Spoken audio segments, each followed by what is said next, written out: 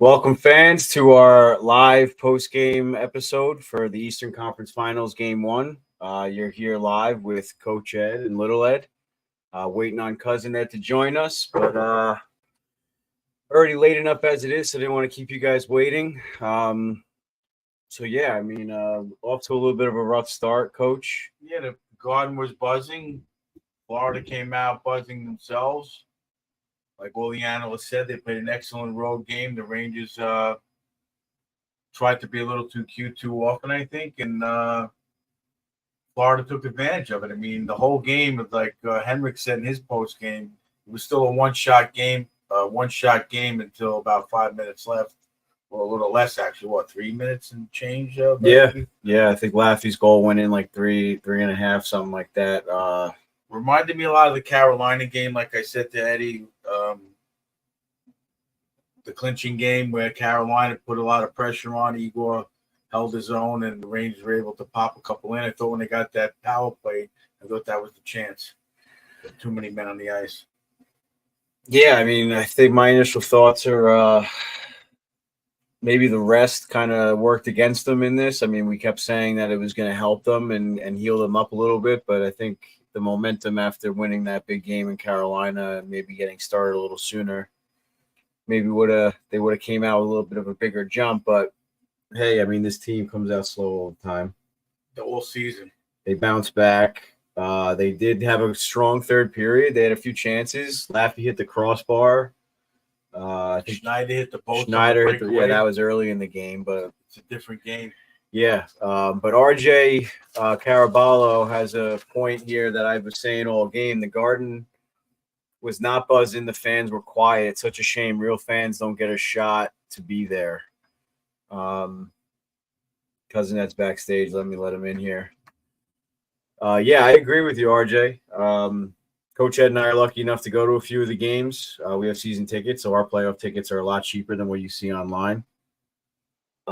And I agree. I mean, when the Rangers are scoring and they're playing well, it's really loud. And when they're not doing much, it's really quiet.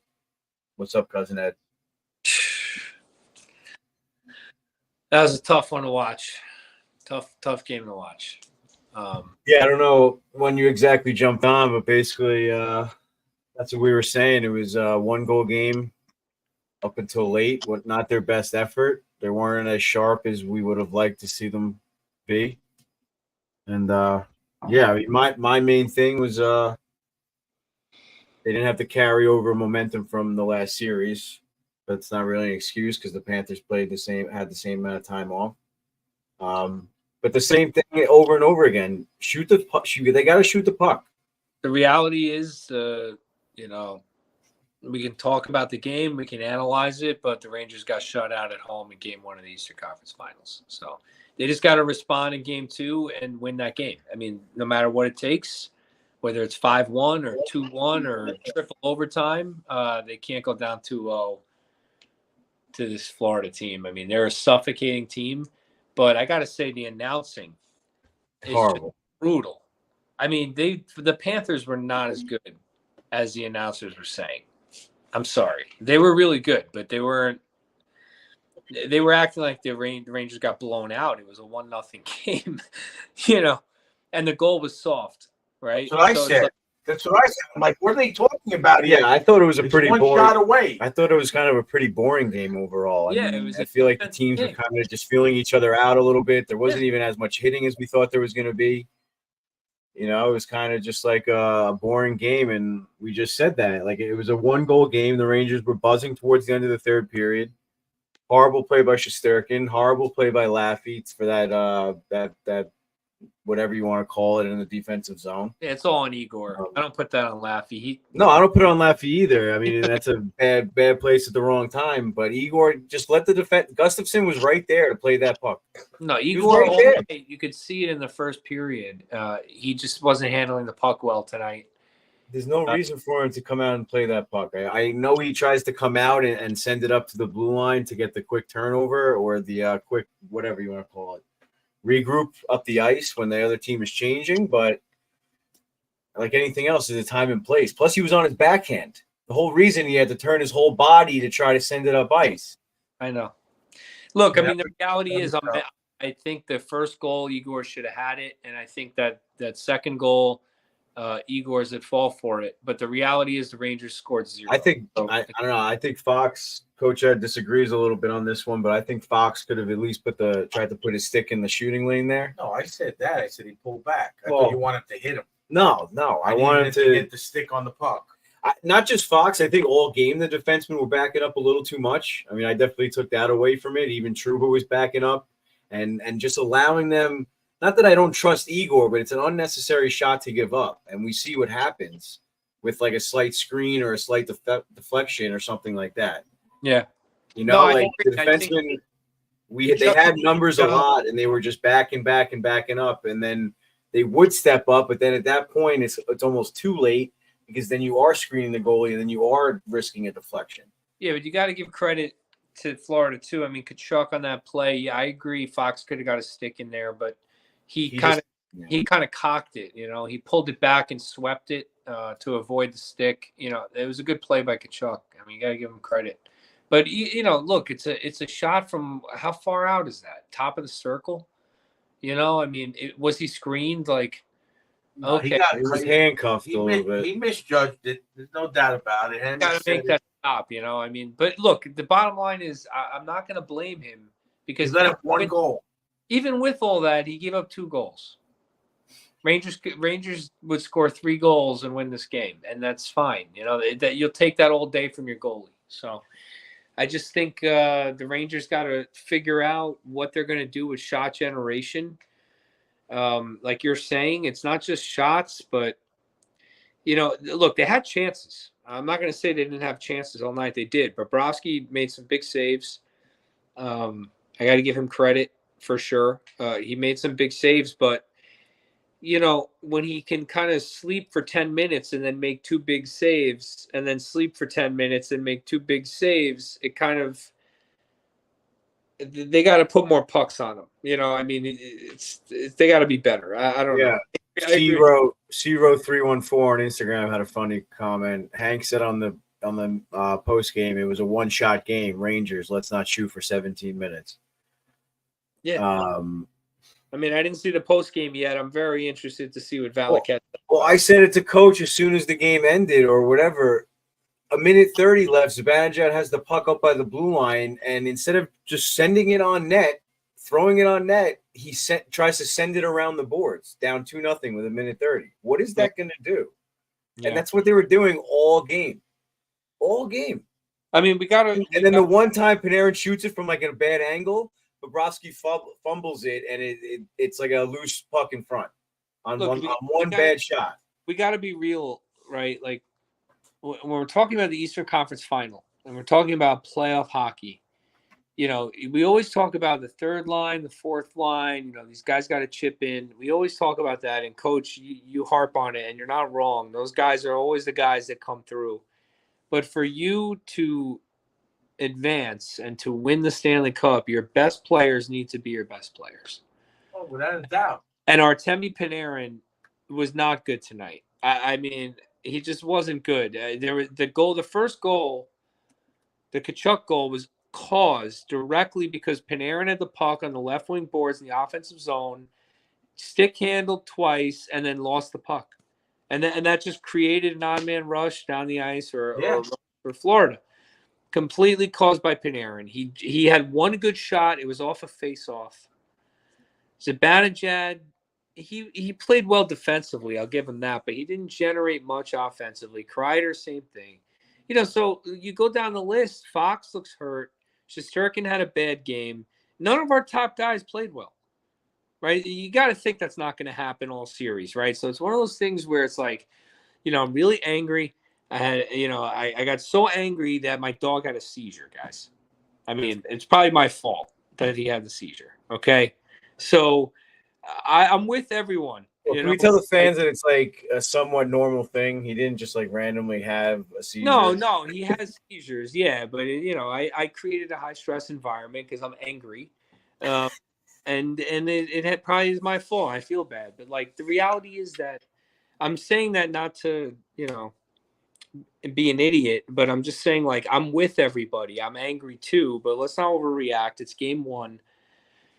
Let's see how they come in game two. We need the top guys to show up in game two, pot a couple goals. Hopefully the refs give a few calls. I mean, I said this to you guys in the chat at the end of the second period. No penalties for Florida the whole game. I mean, I look, I don't buy that, like they What do you got mean no penalties? What are you talking about? They got no, penalties. they called a penalty with 1:30 to go in the second period. Rangers got their first power play.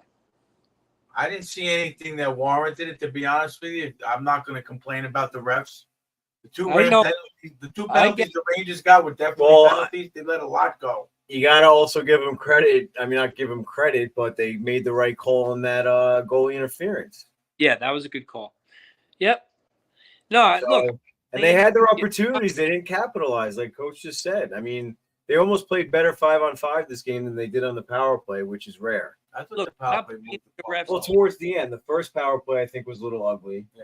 The second one got a little bit better, and then the third one looked pretty normal. Look, I think the Panthers. 2 power plays or 3? Only 2 power. 2. All right. So any men on the ice call, which is a call they have to make. I mean, there's no judgment on the ice call, and then the penalty on Lafreniere. Right, he hooks the guy. I mean, the guy dove. That was the biggest dive I've ever seen. They missed a blatant hook right in front of the net on Trocheck. Look, I'm just saying. Look, the Rangers are a special teams team. I mean, that's the team we have. If the Rangers are going to play with 3 or 4 penalties a game, 5-on-5 the rest of the way, they're going to get eliminated. That's the reality. They beat Carolina after the first 2 games. I'm just saying, the first 3 games, I posted the stat. The first 3 games against Carolina, the Rangers went up 3-0. There was 10 penalties or more called in each of those games. The next 3 games, we squeaked out the last one on Chris Kreider's superhuman effort. 5 calls a game. 5 calls a game total for both teams. Same thing tonight. So if this is the way it's going to get officiated, the Rangers are going to have to dig deep 5-on-5, and that's just not who they've been. So I'm a little concerned about that, honestly. I mean, they were buzzing a little bit towards the end of the game. I think they played pretty well 5-on-5 this game, all things considered. I think that it was a good game. I mean, defensively, yes. No, I was about to correct myself. Yeah, they couldn't generate any offense, which I think is like our next lot. It's going off in the Instagram chat about the forecheck and what needs to be solved. How do we feel about the lineup and things like that? So, well, what do you guys think about the lineup? I mean, look, I get putting Hedl in. I didn't think he played badly, but I can't help but think Rempe was just a better. You got to put him in, man. You got to put him in for at least the next game at home. Yeah, I think it's like a low risk, high reward situation. The thing is, I don't recall seeing Hedl much in the third period at all. Yeah, there's a lot of guys I consider taking out after that game. Not just Hedl, but yeah, Hedel's been the one. So, look, I mean, Hedl was moving well. He was skating hard. He also got banged up a little bit. He took a nice hit towards the end of the game, so I hope he didn't get rattled there. But sure, we'll hear about it all day tomorrow. I think they got to have somebody that's just going to go in and forecheck no matter what. I mean, he knows that's literally his only job. Everybody else, maybe they'll follow suit after they see him do it a few times. But everybody else is, like you said before, just a little nonchalant. I don't know if they thought it was going to come easy, which is ridiculous, but a lot of people are saying in the chat they want Rempe. RJ wants Rempe. Put in Rempe. Rempe's got to play. He's got to. Got to play. He's got to play. Look, you saw how the Rangers got really started. Someone said Hedl played, ? I'm Yeah, assuming that's a sarcastic. I didn't see him do much at all personally, but Why didn't I don't want to get accused. I didn't see anyone. So it's not just Hedl. I mean, you can't single out Hedl. He did all right. I'm not singling out Hedl. I'm saying why put him in the lineup if he's not going to make a difference? And don't say you didn't see anybody play good. There were guys we had. If Schneider's breakaway goes in, it's a totally different game. Okay, so totally different game. Who stood out to you, Coach? Who stood out? I mean, no one stood out, but there were a lot of chances. I think Laffy's struggling for the last 3 games. Laffy was brutal. Who did you notice offensively? Not a single player. I mean, yeah, defensively, Schneider had a good game. Lindgren, I thought, played really well. He was getting cooked online, but I didn't agree. I thought he had a good game. He was clearing the zone. He played a great game. I thought Lindgren and Schneider, to me, the only two guys. I mean, I don't know. I think Miller made a lot of good stick plays and stuff. Miller played well, too. And we don't give Miller credit for anything. I think he had a pretty strong game as far as, little stick works, back checks, recoveries. Yeah, nice little statement here from. And I think Trouba played well too. I didn't see any glaring turnovers from Trouba that we see pretty much every game. The one hook. And the net that led to the penalty. All right. Well, the defenseman's gonna take penalties. He had a big hit too, though. That's what I'm talking about. He had a good game. That wasn't just the one hit. He was also able to handle. He's also like the only defenseman that's able to handle Barkov. Yeah, I thought the was okay. Barkov was literally throwing Lindgren around like he was a rag doll at times, pretty much. Huge. And I'm sure he could do the same thing to Fox, but Fox is shying away from everything right now. So Trouba's the only guy that could shut down Barkov. Maybe Miller if he just decides to plant his feet a little bit. One of the reasons, and I guess Schneider, but one of the reasons why Rempe needs to be in is because the Rangers' pressure all started when Trouba threw that hit at the blue line. And then he went down ice. They had zone time. Bobrovsky was flopping around. That was their best offensive chances of the night, and it all started from a big hit. That's why you need that out there. It's the energy. Yes, that's one of the reasons why you need him out there. Yeah, I mean, fans are constantly saying I see a lot of this stuff about Rempe, and they're like, "Oh, Rempe plays 4 minutes a game." "Oh yeah, Rempe's a better player than Hedl." And look, it's not about is Hedl a better player than Rempe? Yeah, of course, Hedl's better than Rempe. It's not about that. It's about energy. That you need to energize the team. When Rempe came in the Stadium Series, this team changed. It became a team that I said, "Hey, they can bully someone if they need to, right?" And the crowd gets into it. They love the kid. The team loves it. He throws a big hit. He takes a penalty. They kill it, because they don't want him to be in the box for a power play goal against. They love him, and it's just important. I think it's important. I really do. I think he's going to get back in the lineup for the next game. He's not in game 2. He's got to be in. Scott on Instagram wants to know, what does Capo Caco contribute to the team?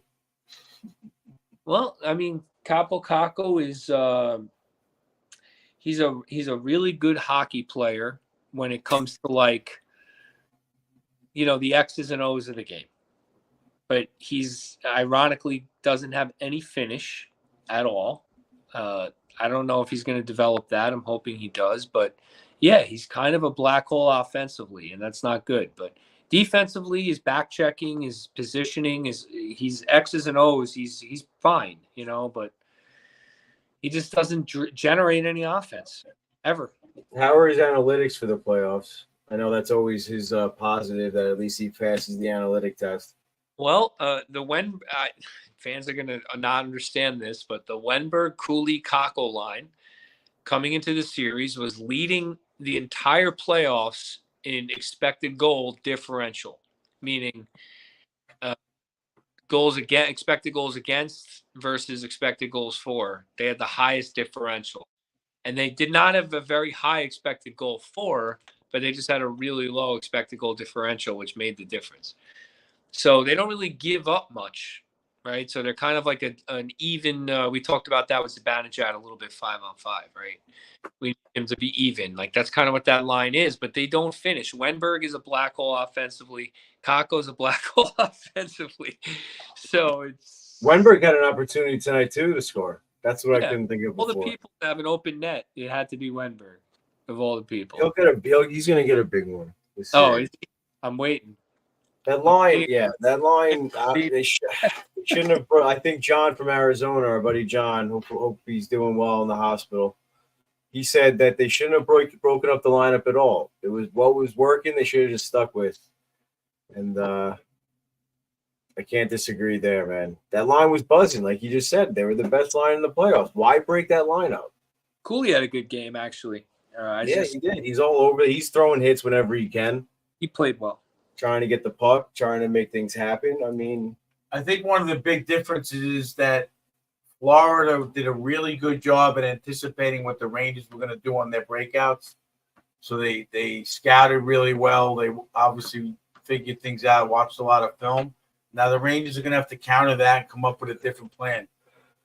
So, Yeah. you know, that's what it's about. It's a cat and mouse game. Every time the Rangers, like Eddie said, with no goalie, they know that hard wraparound is going to come. They want to get it to the other side. Florida anticipated it. They beat the Rangers to the puck. It happened all game on their breakout. And Even with Igor hitting it to the guy at the end. The guy didn't even go at Igor. He knew Igor was going to the wall. He was there. It hit the wall and hit him in the shin guard. He had it. You know, they did a great job at anticipating what the Rangers were going to do. Yeah. Very often. And I know everyone's going to say tomorrow and probably already thinking that Bobrovsky stood on his head and he deserved that shutout. There was at least 10 to 15 shots that he didn't even see. And the Rangers just missed the net or they got deflected wide or blocked or whatever. They did a good job at screening him for sure. But he was not seeing the puck well tonight at all, in my opinion. They almost knocked that one in late, too.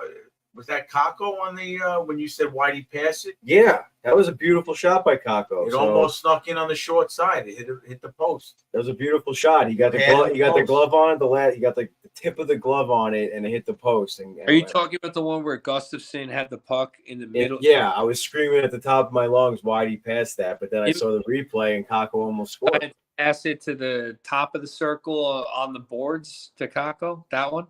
Yeah. Yeah, that almost. One. It's not Kako's fault he passed in the puck. He made the best of the situation and almost scored. I know, but I mean, geez, man, make a better decision there. Look, I mean, Bobrovsky didn't. It's almost like they don't want to shoot the puck. It's crazy. It drives me. I don't disagree with you. I think it's gonna be overblown with Bobrovsky's performance. I don't think he was that good. I do think he made the key saves he needed to make. The Rangers had some chances, but for the most part, I agree with you. They just shot so many pucks wide. How many pucks went wide tonight? You know, like post wide. I always figure that out. Shot attempts minus blocks minus shots on goal. Yeah. Yeah, it's probably available if you can look it up. But I mean, so many shots went wide. So many shots. I hope you know your algebra. You can figure out the percent. But yeah, I agree with RVA LFGR. Bob didn't get tested. Wait, this one's funny too. The chances. When's he gonna score, Berg? No, he's not gonna score, guys. I don't see it. I just don't. Where's Gaz tonight? I like Wenberg's game. I do, but he's got a role, and it's not to put pucks in the net. So I think that's part of the reason that Hedl was in the lineup is that the coach is trying to get some offense out of that line. Wenberg and Kako are like the same player. They're both super responsible players. They're very effective, but they just don't generate any offense. So, and Cooley's a good player, but he's not going to generate. You know, he's more so going to capitalize. He scored that breakaway, but that's more of capitalizing on the opportunity. Yeah, he's an opportunistic guy. He's not going to generate anything. So it's just it's a tough one to watch. Very tough. But like you said, they were in it the whole night. I mean, even after the second, down 1-0. You know, I said to my wife, I'm like, what this is fine. Right, here, this is what I'm talking about. Anthony Maz. I'm assuming he's a Panthers fan. And if Bob stays hot, you're toast. What saves did he make tonight that were phenomenal or hot? Yeah. He wasn't tested at all. No, he is right. The Panthers. That was the easiest shot. I'm sure if you ask him, he'll say that was the easiest shutout I've probably gotten in his career. He wasn't tested at all. He was tested. We just missed the net. Well, that doesn't necessarily count. He had a couple good saves. I thought he had a few big saves on the power. I don't remember anything glaring where I was like, "Oh, that's the game right there." That big clapper by Zibanejad. He had a. Yeah, I guess, but whatever. Wasn't the best shot. Yeah, maybe it was Zibby. I don't remember. It was an east to west save on the power play. He got across. All right, so 1 or 2. Yeah, he had a couple good saves. Look, he made the saves he needed to make. You know, I mean, you can't blame the goalie for not facing shots. I mean, the Rangers got to test him. I'm not blaming him. I'm just saying, that's what we're gonna hear tomorrow on the radio how great of a game he had, and he just wasn't tested that much, in my opinion. Yeah, well, Yeah, and yes, Anthony, to answer your question, I did watch the entire game. the reason And I'll stand behind that. He wasn't tested at all. We'll see what happens game 2. Yeah, and the reason I'm not going to listen to the radio tomorrow is because all we're going to hear is Broski outplayed Shesterkin. And look, he did, because Shesterkin really Technically, yeah, Shesterkin had an off game. Responsible for those 2 goals. I really think he is. I just don't think it's fair to him to say he lost the game or anything like that, because, again, they scored 0. But no, but any mistakes you make at any position gets magnified. We talk about it all the time. And unfortunately, the goalie is the last line of defense, and that's, Johnny AZ wants to know if Miller's skill set reminds you of Greshner minus the toughness. I mean, I guess proportionally, Greshner wasn't as good a skater. He was good. He was big for the generation and very offensive minded. I think Greshner was better offensively because he could.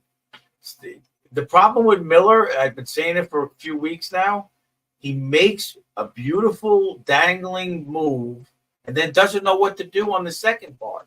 yeah, He does it all the time in the defensive zone, neutral zone, and then he's like, "Oh, I might as well just dump it in." There's never a finish or something that happens after. he'll curl on a spinorama. Oh my God, he made that one move. He put the guy on his ass and then he gave it away. Yeah, he'll curl at the blue line, dangle a guy at the red line, and then just get to the blue line with space and be like, "Oh shit! I don't know what to do," and just throw it across ice. And make every guy stop Or stick handle. Make every guy stop at the blue line. Yeah, they let him walk in. And he just cross ice passes it to the Panthers. It's like, what are you doing? I mean, yeah. So as far as that, Greshner was a finisher. Greshner for his time could score.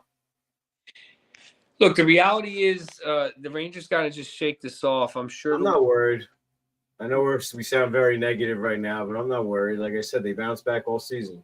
Yeah, they got to win game 2. You just go out, you win game 2, and it's a series. And even if they lose everyone was expecting game 7, so the Rangers are going to have to lose 3 games for that to happen, right? So here's one. Even if they lose game 2, it's not over. I mean, the thing is, we talked about it last episode. It's a home game for the Rangers in Fort Lauderdale anyway. Yeah, although I'd like them to win game 2, so it guarantees the 2 games I'm going to will not be elimination games. That's really all I want. We'll go from there. I mean, it doesn't inspire a lot of confidence, right? So I can understand the negativity from the fans. I myself am very negative after that game. But, I mean, I don't know what to say. Just kind of shake it off and get to watch some hockey on Friday and hope they come out better than that. Again, look, like Hank said, it was a 1-0. It was a 1-0 loss. They were in that game. It's not like they lost 6-1. It's not, they didn't get blown out.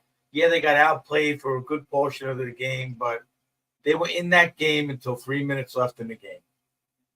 Yeah. This is a really good team they're playing.